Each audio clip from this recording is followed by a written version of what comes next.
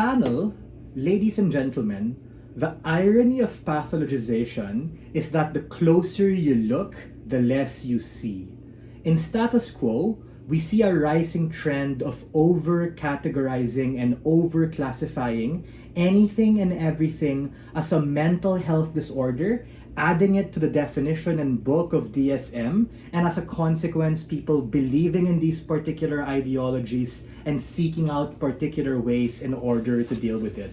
The problem with this, ladies and gentlemen, is that people at a very young age, because of the trend, become diagnosed and labeled as mentally ill for many reasons outside their locus of control, and as a consequence become prescribed a lot of medication, therapy, and all sorts of kinds of treatment in order to be able to solve those particular things, to the point that they end up feeling even more anxious and even more depressed than they ought to sort out here.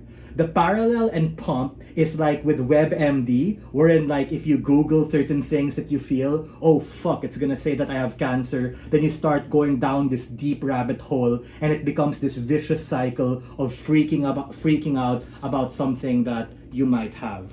We recognize that in many instances, sure, a lot of these things are valid and that people do need a degree of help, but we think that this debate is specifically about value judgment in terms of opposing the trend specifically of pathologization in terms of how these particular things affect society.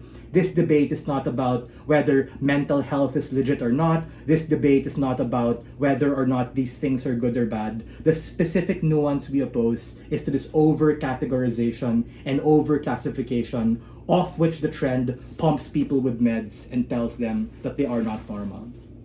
What is pathologization exactly? What does this look like in terms of mental health? This particularly looks like the DSM being overly liberal to the point that anything strange or fringe becomes confused as being particularly a mental health priority. And the harm here ultimately is that people who have these disorders and society at large and even the medical community now have a confused priority of what's particularly important. Because last time I checked, maybe like years ago, because I'm a bit old, people were just diagnosed with like anxiety and depression. But I understand that there are so many deeply seated nuances to all of these things. But the point in which you have like hoarding, for instance, as something is now a mental health disorder, society now has this very difficult time in order to be able to determine what is more legitimate than others or what needs more treatment than others. So for instance, my mom's a fucking hoarder. I have so much shit in my house and I really don't have a room now because all of the things are there. But now, following this trend of pathologization, the next logical step will be that she needs to start taking certain medication or seeing therapy or taking counseling for these particular things. Yeah, that might help me get my room back, but ultimately will put an additional stress and financial burden on our family, on my mom, and on ourselves. We think that nuance to the trend is that people also, along with over-categorizing and classifying,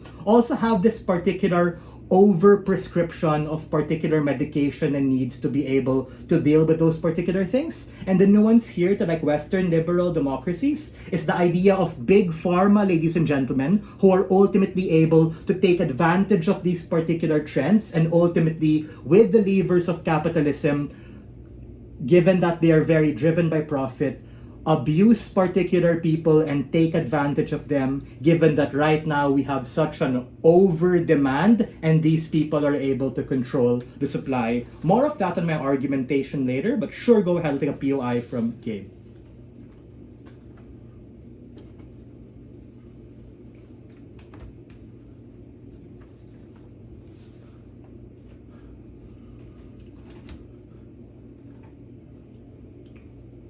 The problem when you over-classify and categorize these things is oftentimes these all have a degree of overlap, and the harm when you have this rising trend of pathologization is precisely when you're not able to understand the root cause of these things because, oh my god, I have like 8 disorders, I don't know what to do with it. And as a consequence, there's also this over-permutation of multiple medication that I am going to need to be able to do with that. 3 things that we're going to particularly get from my speech. Firstly, why this pathologization is particularly harmful to people who have these disorders, people in the middle who might be on the fringe of having it, and people who don't have it, because now the barrier to be able to diagnose and cry that you're mentally ill is now lower. Secondly, why there's this harm of big pharma being able to take advantage of the very people who are most vulnerable at the expense of the people who need it, given that you lower the barrier of people's capacity to be able to opt into these particular things. And lastly, why this rising trend is just kind of bad for society in general.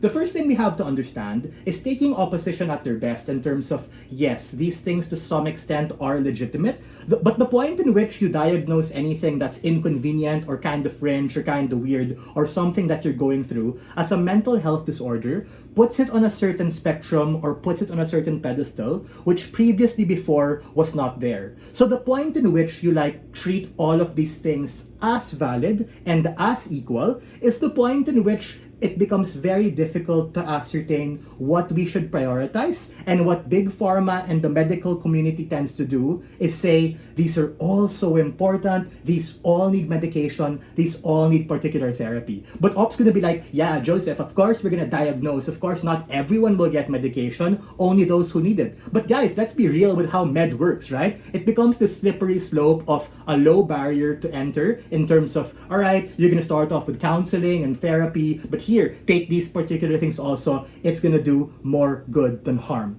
The harm here, ladies and gentlemen, is that people who need it become over-reliant on these particular things, and it becomes this confirmation bias and vicious cycle of people becoming ultimately dependent, and as a consequence, experiencing severe withdrawal at any point they are no longer able to access that medication, either because of economic disenfranchisement or either because they thought, hey, I'm good already, I can get out of those particular things. It ultimately harms the very people who are most vulnerable to these things at the point in which all of these things are seen as equal priority.